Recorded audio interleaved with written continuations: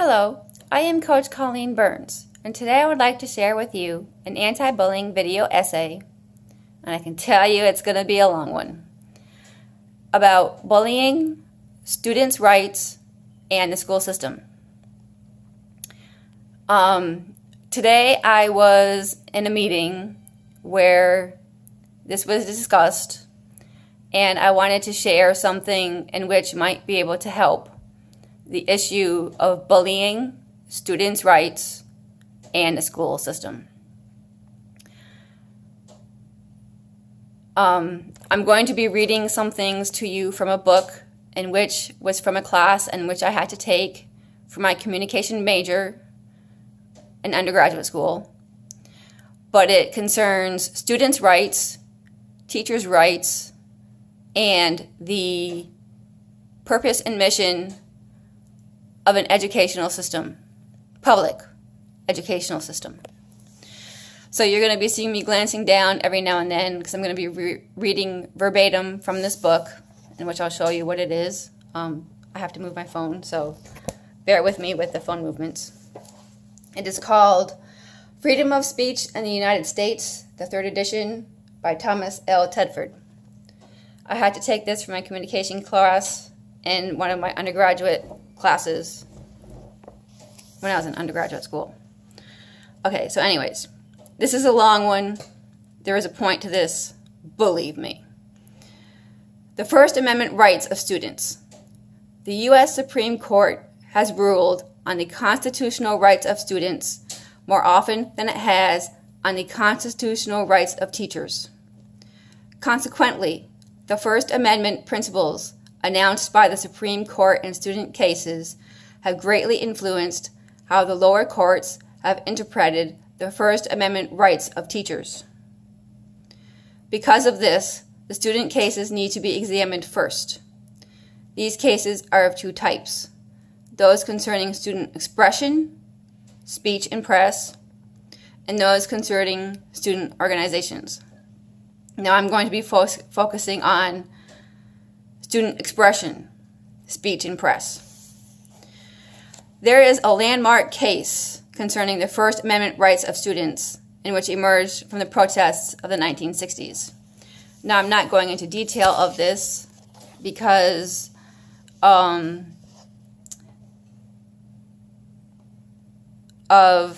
how long that there is to read.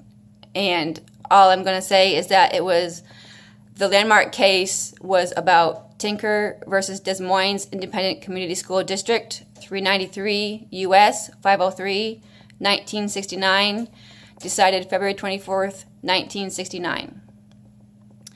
And what the landmark case was is that it had to do with communicating messages of anti-war, because there were 3 students in which wore armbands, and there was a landmark case on it. And in this section in which I've highlighted, which I'm going to share with you, which I think can help student rights, the school system, and bullying. I can't get through this. Okay, so I'm going to start reading, so that's why my eyes are not on the screen and down on the page. But I want to share something with you that's important to this case, in which can help some people with bullying, student rights, and the school system. There is a point to this. Trust me, I'm going to make it.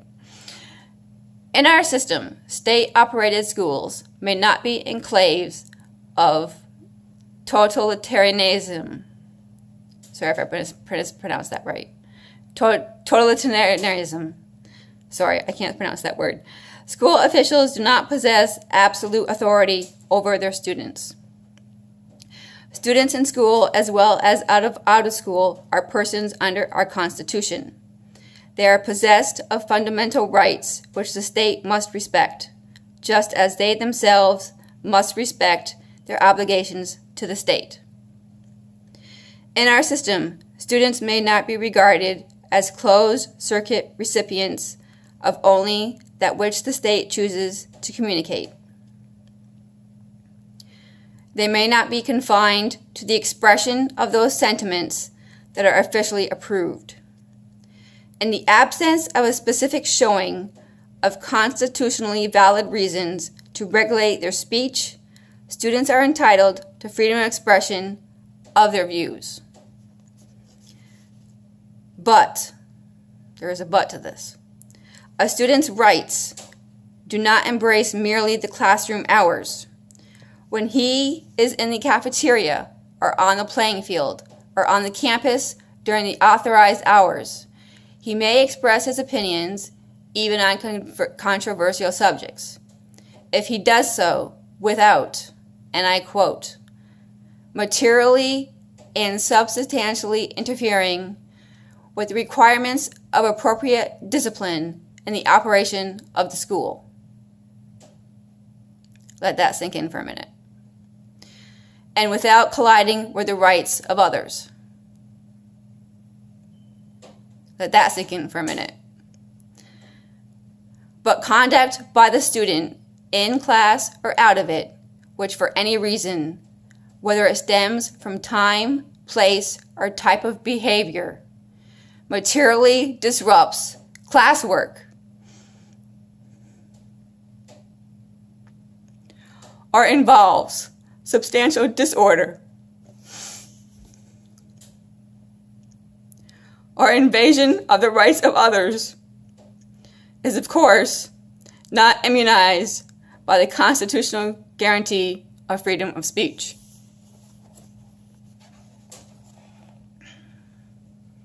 Let that sink in for a minute. In 1986, in an opinion by Chief Justice Burger, in another... Okay, sorry. I'm jumping around here. In 1986, in an opinion by Chief Justice Burger, in another court landmark case, in an opinion by Chief Justice Burger, the High Court said that the constitutional rights of students in public school are not automatically coextensive with the rights of adults in other settings. That the Tinker decision did not prevent schools from punishing offensively lewd and indecent speech, and that a high school assembly or classroom is no place for a sexually explicit monologue or speech directed towards an unsuspecting audience of teenage students. A primary duty of the public schools, said the Chief Justice, is to inculcate the habits and manners of civility. And in A Harbinger of Things to Come, stressed that the determination of what manner of speech in the classroom or in school assembly is inappropriate properly rests with the school board.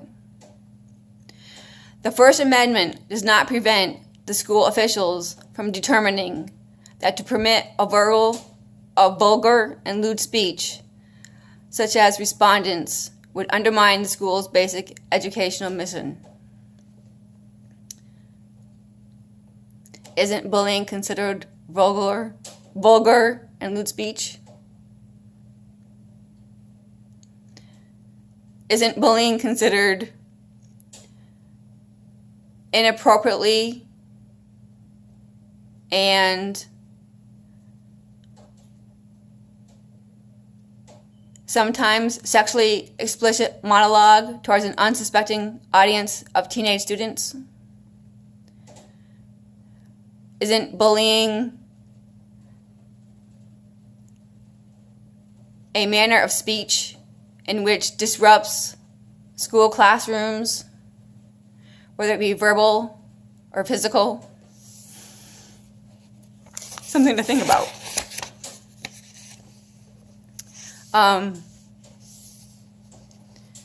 This is, getting emotional here, but I just wanted to share that with you. because parts of that in which I read can be applied to bullying. Even though the landmark case of the Tinker case had nothing to do with bullying, it had to do with an anti-war message in the 1960s. I took parts of the judgment, I took parts of the case, I took parts of the speeches made within the text of that case, in which I read verbatim. I will credit this book can be applied towards bullying. Something to think about.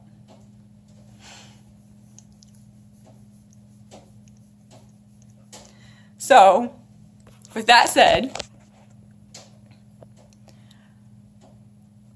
bullying is not a freedom of speech.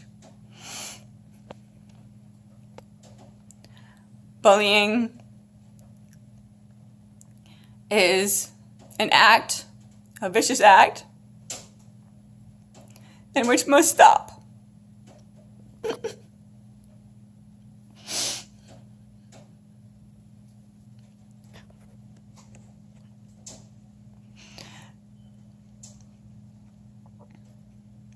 If you think your kid is protected under the freedom of speech, you may want to think again and educate yourself before you start using verbatim the words freedom of speech when it comes to bullying, because it isn't. Educate yourself before you start saying bullying is a freedom of speech, because it isn't. Especially when it kills people.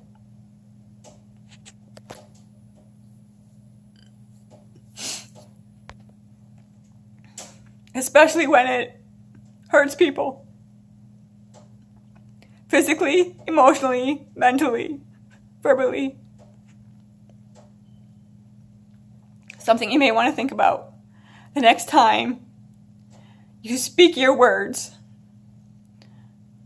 And for the school system, and which sweeps it under the rug, where is your mission in educating your students in a manner of civility?